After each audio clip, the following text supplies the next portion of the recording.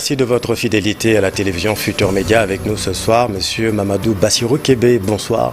Bonsoir, Chérif. Merci d'avoir répondu à notre invitation. Vous êtes conseiller du président de la République Macky Sall, chargé de l'enfance. Avec vous pour revenir donc sur la situation de l'enfance au Sénégal, avec cette affaire Ndella Madior Diouf. Vous le savez, poursuivi pour homicide involontaire, maltraitance sur des enfants et exploitation d'une pouponnière sans autorisation. Que pensez-vous de ce scandale? Oui, merci beaucoup, Chérif. Je pense que c'est un gros scandale, mais qui doit nous pousser également à revoir nos manières de nous comporter avec les enfants, les familles d'abord, les communautés, mais également comment l'État doit améliorer ses services pour les enfants, notamment les tout petits. Parce que, Chérif, en vérité, la petite enfance, elle est sacrée. Au-delà du droit, au-delà des aspects de droit, moi je pense que c'est sacré parce que c'est l'avenir de tout un pays, de toute une nation. Et que, comme j'ai l'habitude de le dire, souvent on oublie que notre cerveau d'adulte, selon les neuroscientifiques, s'est développé entre 0,3 ans à 85%. Ça veut dire que tout se prépare dès la petite enfance. Et que l'enfant, c'est 0,18 ans. Ce qui veut dire quoi? Que la petite enfance est dans l'enfance. Ça également, c'est des précisions que je voulais faire. Mais les responsabilités, il faut les situer et essayer d'aller plus loin. Restons sur ce cas précis quand même, parce que c'est quand même extrêmement grave. Vous l'avez reconnu en tant que chargé de l'enfance, conseiller du président de la République. D'abord, quelle a été la réaction du président et comment vous l'avez appris? Racontez-nous, parce que c'est quand même grave ce qui s'est passé. Oui, vous savez, le président de la République, lui, sur ces questions, il ne badine pas. Il a donné automatiquement des instructions aux ministères concernés, les différents ministres concernés. Vous avez sur cette affaire de pouponnière, il y a dans le cadre normatif le ministère de la Justice à travers la direction de la protection judiciaire et sociale. Donc, qui en vérité doit donner les agréments. Ils n'ont pas eu d'agrément. Il y a aussi le ministère de l'Intérieur. Donc le ministère de la Justice a fauté? Non, je ne peux pas dire qu'il a fauté. Depuis 2022, la pouponnière fonctionnait sans autorisation. Quelqu'un n'a pas fait son travail. Oui, mais je peux m'expliquer, Chérif, un peu. Oui. Parce que la procédure, dans le cadre normatif, une association ou une ONG, c'est le ministère de l'Intérieur qui doit l'autoriser à exercer, à avoir une association. Oui. Mais maintenant, pour les cas de pouponnière et d'orphelinat, c'est le ministère de la Justice qui donne l'agrément. Maintenant, si ils ont fauté ou pas, je ne le pense pas. Parce que la direction, parce que j'ai échangé avec la direction de la protection judiciaire et sociale, mais depuis qu'ils ont été informés, vous savez, l'administration aussi, c'est des procédures.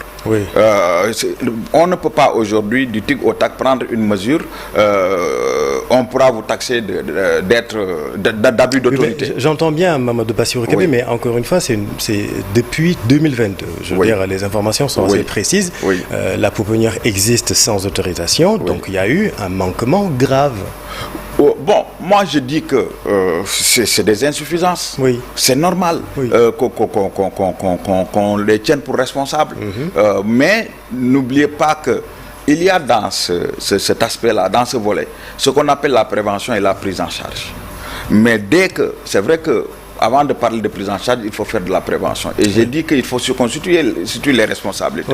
Moi, je suis d'avis. Je ne suis pas de ces gens qui font dans la langue de bois. Tout à fait. En vérité, il y a des responsabilités à situer. Absolument. Mais le travail dans la prévention, peut-être, mais dans la prise en charge, vous voyez la rapidité avec laquelle les structures, et je parlais du ministère de la Justice, mais il y a également le ministère de la Femme. Il a fallu quand même que l'affaire éclate au grand jour, et qu'il y ait un mort, et qu'il y ait des enfants maltraités et qui souffrent. Et aujourd'hui, tout le monde s'acharne sur Ndella Madior Diouf, et on se demande de quel droit elle a prévalu.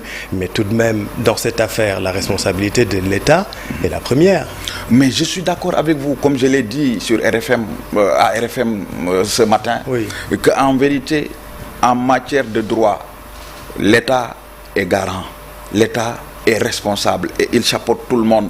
Ça, l'État ne va pas fuir ses responsabilités. C'est la raison pour laquelle l'État met en place un cadre normatif, législatif, légal, un cadre politique et des services. On va revenir sur le cadre légal qui peut-être a besoin d'être renforcé. Oui. Donc, pour moi, vraiment, aujourd'hui, la réaction urgente, ça veut dire qu'il y a un dispositif qui est déjà là. Peut-être que nous avons fauté, nous, en tant qu'État, par rapport aux lenteurs. Parce que ça également, c'est des goulots d'étranglement. Nous sommes dans une administration où souvent, c'est des lenteurs qui font que... Mais la procédure a été bien démarrée. Et ça, je parle avec les informations que j'ai eues de la part de la direction de la protection judiciaire et sociale. Mais vous savez, ici, il s'agit de pouponnières ou d'orphelinats. Mais il pourrait s'agir également de ce que j'appelle les crèches. Et là, des centres d'éveil qui sont gérés par la direction, l'Agence nationale de la petite enfance, de la case des tout-petits. Donc vous voyez, ça c'est les aspects d'accompagnement pédagogique, d'éveil, etc. Avec les crèches, les cases des tout-petits et autres. Mais ici, il s'agit d'enfants carrément vulnérables, des bébés. Des bébés. Et justement, comment vont ces 48 bébés qui ont été récupérés par les services de l'État? Comment ils se portent, tout simplement? Oui, d'après nos informations, parce que nous suivons le dossier, et sur instruction du président de la République, qui est très catégorique sur la question, depuis... ces bébés-là ont été placés dans des centres. Est-ce que vous les avez vus, ces bébés? Oui, nous sommes allés les voir. Mais c'est dans des centres de santé. Bon, il y a Gaspard Camara. Mais elles sont en observation. Parce qu'il y en a qui souffrent d'insuffisance, de malnutrition sévère. Exactement. Mais donc, nous, dans la procédure, ce qu'on appelle la prise en charge d'urgence, il faut obligatoirement... Mais vous vous rendez compte quand même de la gravité de cette affaire? Mais c'est grave, Chérif. Je suis d'accord avec vous que c'est grave, c'est inhumain ce qui s'est passé. Et nous aussi, je pense que ça nous permet de revoir nos dispositifs d'intervention en matière de prévention. Alors, et il y a eu beaucoup d'autres affaires. Il y a eu l'affaire de la cigogne bleue. Vous vous rappelez certainement, en décembre 2020, le père de l'enfant avait porté plainte contre la responsable de la crèche à Sacré-Cœur pour négligence, et l'autopsie avait révélé que l'enfant serait mort après une asphyxie secondaire causée par une fausse route alimentaire. Quelles sont les conditions? Vous en parlez tout à l'heure. Quelles sont les conditions pour ouvrir une pouponnière? Oui, pour ouvrir une pouponnière, déjà... Ndella Madior, pour le cas cité, agit au nom d'une association. L'association, en principe, devait avoir une autorisation, un arrêté portant autorisation du ministère de l'Intérieur. C'est parce que c'est le ministère de l'Intérieur qui gère les associations et les ONG pour leur délivrer l'autorisation. Mais après l'autorisation, puisqu'il s'agit d'enfants, et on est dans le cadre de la protection, surtout les pouponnières et les orphelinats, c'est le ministère de la Justice, à travers la direction de la protection judiciaire et sociale, qui, après enquête, donne l'agrément à l'association ou à l'ONG. Agrément, mais qui est fondé sur quelques éléments, notamment les compétences, les ressources humaines qualifiées, mais la moralité, j'ai oublié de vous dire que le ministère de l'Intérieur fait une enquête de moralité. Donc, et surtout la compétence, parce que demain tout le monde personne, parce qu'il s'agit d'enfants. Et pour les enfants, mais il faut des spécialistes. Et je pense que l'État a deux écoles qui forment les spécialistes. Il y a le centre de formation judiciaire où vous avez les éducateurs surveillés de la protection sociale, mais vous avez l'ENTSS également qui forme des travailleurs sociaux. Mais aujourd'hui même, l'ESEA, l'École supérieure d'économie appliquée, forme des travailleurs communautaires, des ingénieurs communautaires. Parce que, comme je vous l'ai dit, les responsabilités, c'est au niveau famille, c'est au niveau communauté, c'est au niveau État. De façon globale, on va parler de la situation de la protection de l'enfance pour essayer d'avancer à côté de ce cas, encore une fois, très grave concernant Ndella Madior Diouf. Ce matin, vous avez certainement lu le journal L'Observateur qui a titré à sa une 9 adolescentes violées à tour de rôle dans un internat à Diakhaï. On se rappelle également de la douloureuse affaire Mamadou Bassirou Kébé du scandale pédocriminel à Touba Kergol. Serigne Khadim Mbacké, accusé d'avoir violé 27 filles, est placé sous mandat de dépôt depuis. Est-ce qu'au Sénégal, on a besoin est-ce qu'on doit renforcer le cadre légal pour vraiment protéger les enfants? Et surtout dans les internats et dans les daras. Parce que là aussi, il y a un problème. Oui, vous savez, moi je pense que le cadre légal existant, à mon humble avis, il est bon. Mais c'est l'effectivité qui pose problème. C'est-à-dire comment l'application. Des fois, c'est des pressions, c'est des lobbies, mais un État doit rester toujours debout et fort. C'est ma forte conviction. Et qu'à chaque fois qu'on est dans une dynamique de protéger ses enfants, les enfants de la rue, les enfants des daras, les enfants vulnérables globalement, il y a une sorte c'est-à-dire que il y a des résistances. Oui, beaucoup de résistances. Oui. Mais ces résistances-là aussi, parce que moi je me dis que l'État, il doit être accompagné. Mais un État doit être fort, mais cette force de l'État-là, c'est le citoyen qui lui donne. Mais aujourd'hui, qu'est-ce que la société sénégalaise est en train de faire pour mettre la pression sur l'État comme les autres le font? Oui, parce que le risque, c'est vraiment de banaliser finalement ces cas graves. On se réveille, on nous annonce qu'il y a 9 adolescentes qui ont été violées. L'affaire de Kerkergol, n'en parlons pas.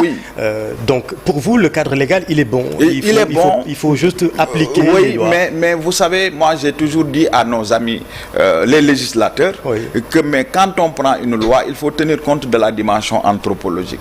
Souvent, c'est des résistances, soit les gens n'ont pas compris, mais ils ont peur aussi, parce qu'il y a des phénomènes nouveaux qui apparaissent, etc. Religieuses aussi. Mais quand même, l'État est en train de faire énormément de choses, Chérif, sur toutes ces questions-là.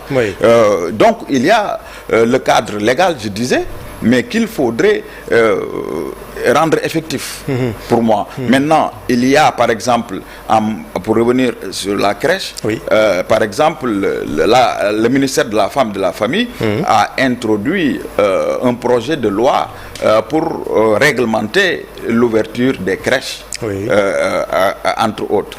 Déjà, on a quelque chose pour les c'est un bon début. Pour les pouponnières et autres, et les orphelinats. Et je vous donne l'exemple d'hier, parce que man, ça m'a tellement choqué. Ça a choqué tout le Sénégal. Voir le monde. D'ailleurs, vous voyez dans le code pénal, mais il est autorisé exclusivement à la brigade des mineurs d'entrer dans le domicile de quelqu'un quand il s'agit de ces questions de mineurs, sans heurts. Et c'est ce qui s'est passé hier. Et c'est pourquoi les enfants ont été récupérés, le truc a été parce que la dame aussi a refusé de déférer à la convocation. Et ce qui se passe dans les dames. Mais je vous dis, parce que moi j'ai suivi, moi je dis les choses comme telles. J'ai suivi certaines vidéos qu'on m'a envoyées quand elle se positionne pour dire que c'est parce qu'elle est d'un bord, on l'a infiltrée. Ça, c'est des faux alibis. En vérité, il ne faut pas qu'on trompe les Sénégalais. La justice sénégalaise est tellement outillée qu'on ne va pas la tromper dans cette affaire. Nous aussi. Elle est effectivement, je veux dire, personne ne peut cautionner ce qui s'est passé, mais encore une fois, la responsabilité de l'État, Bassirou Kébé, on ne peut pas aussi la mettre de côté dans cette affaire. Mais j'assume. C'est-à-dire, vous savez, il faut qu'on tienne une communication de vérité. Bien sûr. Et je l'ai dit sur RFM, on est responsable. On a une grande part de responsabilité dans cette affaire, ce qui doit nous pousser, nous, à nous remettre en question et à dire en tant qu'État, mais il nous faut aller plus loin et avoir l'audace de le dire. Mais on a eu des failles ici, à ce niveau. C'est ça la vérité. Parce que, comme je l'ai dit, nous, on vit l'émotionnel. Absolument. Mais ça, c'est le Sénégalais qui est comme ça. On en parle au bout de quelques jours. Et après, on oublie. Et je remercie l'observateur. Parce que le rôle de la presse dans les responsabilités, c'est important. Ce qui s'est passé dans ce Dara, vous savez, il y a de bons Dara, les bonnes pratiques, on les a. Et je pense que le président de la République, lors de la journée nationale du Dara, a répondu aux associations de maîtres coraniques qui voulaient qu'on libère dans le cadre de la grâce que la loi lui permet de faire. Mais il a été catégorique en disant qu'il y a des délits. Il ne peut pas les gracier. Absolument. Mais ce qui s'est passé ici, le viol est criminalisé au Sénégal. Depuis 2020 au Sénégal. Depuis 2020. Absolument. Mais c'est inadmissible. Et je pense que l'État ne reculera pas dans cette affaire-là. Donc, il y a de bons Dara qui font de bonnes pratiques. Et j'ai dit que l'investissement qu'on est en train de faire le président de la République, journée nationale Dara, on transforme l'inspection des Dara en direction avec plus d'autonomie, plus de ressources, plus de compétences, rôle et responsabilité, mais également 6 milliards décaissés pour appuyer ces Dara, la construction de Dara modernes, etc. Bien. Et il faut également que cette dynamique-là soit poursuivie. Oui, et mieux protéger les enfants, parce que c'est de ça qu'il s'agit. Oui, je suis d'accord dans un premier temps, et que c'est un secteur qu'on ne peut pas se permettre de faire de la politique aussi à un moment de Bassirou Québec. Oui, mais est-ce que moi je ne vois pas. Vous savez, on a des agents de l'administration qui sont très bien outillés, très bien formés, je vous l'ai dit. Maintenant, c'est un secteur qu'on ne peut pas ou qu'on ne doit pas politiser. Absolument. Parce qu'il va de l'avenir de toute une nation. Tout à fait. Et je pense que dans la vision globale ou spécifique du chef de l'État, mais c'est très clair que l'enfant est au cœur de sa politique. Alors vous dites que le cadre légal, il est bon, il faut juste appliquer les lois. Qu'est-ce alors de l'adoption du Code de l'enfant, réclamé par la CONAF, la Coalition nationale des associations et ONG en faveur de l'enfant, qui demande l'adoption du Code. Qu'est-ce qui bloque à ce niveau? Oui, pour le Code, moi je suis dans le processus depuis 2006. Pour vous dire aussi qu'à chaque fois, on dit que le Code permet d'harmoniser tous les textes, lois, nos textes, mais ça permet également d'intégrer normalement des phénomènes émergents. Absolument. Vous avez la protection des enfants en ligne, par exemple, qui n'a pas été prise en compte par le Code. Mais je vous dis une chose, et ça, je le dis ici, le chef de l'État, quand on lui fait des notes, il les lit. Quand ce Code-là, nous faut, comment dirais-je, une garantie. Par exemple, je donne un exemple dans l'exposé des motifs, comment protéger nos valeurs. Parce que nous sommes dans un monde globalisant où, vous savez, les phénomènes, les questions d'orientation sexuelle des enfants, mais tout cela, on doit avoir des clauses. Donc, si je vous comprends bien, le code de l'enfant tel qu'il est, en tout cas aujourd'hui, ce qui bloque donc, c'est parce qu'il est caduc, c'est ce que vous voulez dire? Non, il n'est pas caduc. On doit toiletter les textes. Oui, il y a pour moi, en tant que spécialiste sur la question, aujourd'hui, il y a des phénomènes émergents qui doivent être intégrés, mais en tant qu'également Sénégalais, nous sommes une société à un référentiel de valeurs. Et ces valeurs-là, elles doivent être protégées. Mais vous suivez ce qui se passe. On est envahi par la question de l'orientation sexuelle, mais etc. Mais par exemple, il y a des questions aujourd'hui qui doivent être clarifié. Oui, je vous donne un exemple. Il y a une ONG dont je tairai le nom. On lui avait refusé l'autorisation par le ministère, le renouvellement de son agrément, mais ils m'ont saisi à l'époque pour me dire de porter le plaidoyer auprès du président de la République parce que le ministère de l'Intérieur avait bloqué. Mais en vérité, dans leur plan d'investissement, il y avait ces questions d'orientation sexuelle. Mais le président avait donné des directives fermes pour dire que tout ce qui peut affecter négativement nos valeurs, mais il faut arrêter. C'est juste la question donc de l'orientation sexuelle qui bloque encore une fois l'adoption du code de l'enfant au Sénégal. Non, c'est pas dans le code encore une fois. C'est pas dans le code. Mais moi je dis que c'est votre avis. Pour vous, il faut revoir ce texte-là. Aujourd'hui, il faut des clauses, parce que ça peut ouvrir des brèches. On a vu ce que le code de la famille a fait au Mali. Vous voyez, ça peut être... Et le rôle de l'État, c'est d'assurer la stabilité sociale. Mais si c'est des questions qui peuvent amener une instabilité sociale, parce que nos croyances, nos valeurs, mais elles sont sacrées. C'est vrai qu'on a des valeurs négatives, pour moi. Ces valeurs négatives, là, nous devons les combattre, mais il y a des valeurs positives, mais qu'il faut sauvegarder. J'ai l'habitude de dire que nous, il ne faut pas qu'on ait le complexe de dire à chaque fois que notre société, en vérité, elle n'est pas tellement maltraitante, la société traditionnelle de ces enfants. Nous avons la charte du Mandé dans l'espace manding où nous sommes, mais qui donnait déjà des droits à l'enfant et aux femmes.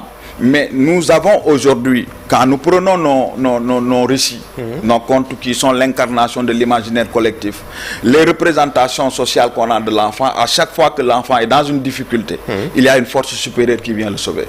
Prenez le pagne noir de Bernard Radier, Kumba Amdei, Kumba Amundei, Samba Geladio.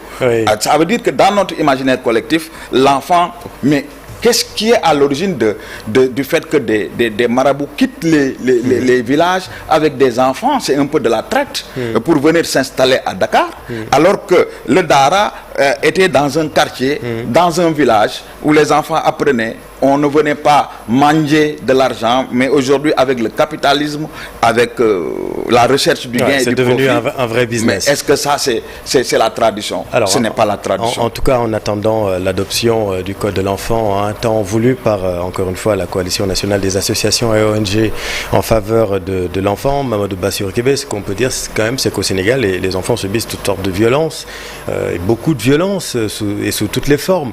Comment sauver les enfants de la violence, de l'exploitation et de la maltraitance? C'est la dernière question. Oui, sauver les enfants. C'est d'abord une adhésion de la communauté, de la société. Il faut qu'on soit plus sensible au sort des enfants. Sauver les enfants, c'est changer de paradigme. L'enfant, dans nos sociétés traditionnelles, était le bien de toute la communauté. Aujourd'hui, c'est le bien de papa et de maman. Vous n'osez même pas parler à un enfant qui est dehors, mais un Sénégalais qui dépasse un enfant, mais qui est dans une situation difficile, mais qui l'ignore dans le quartier. Mais les mécanismes communautaires doivent être très bien tenus. Et c'est ce qu'on a aujourd'hui dans le système national de protection de l'enfant. Mais il faut une sensibilité. Deuxième chose, c'est que les lois, elles doivent être appliquées, mais une loi, elle doit être également connue et comprise. Sensibilisation. Et que l'État aussi doit surveiller les pouponnières non, je suis d'accord. Qui ne sont pas en règle. Mais je pense que, vous savez, les grandes révolutions découlent toujours d'un choc émotionnel. Oui, j'entends bien. Et je pense que ça doit nous servir. Et nous travaillerons à ça. Et le président de la République a donné des instructions fermes sur cette question-là. Parce que c'est quand même un symbole de la légèreté, quand même, dans le fond. Oui, mais légèreté sociale, légèreté politique, légèreté, c'est tout le monde. C'est nous tous. Nous sommes tous coupables. Nous sommes tous responsables. Oui, nous sommes tous coupables. Oui, l'État en premier. Mais l'État, bien sûr. Mamadou Bassirou Kébé, merci beaucoup. Merci. Conseiller du président de la République chargé de l'enfance. Merci à vous, chers téléspectateurs. Restez avec nous, vous êtes au bon endroit. Bonne soirée.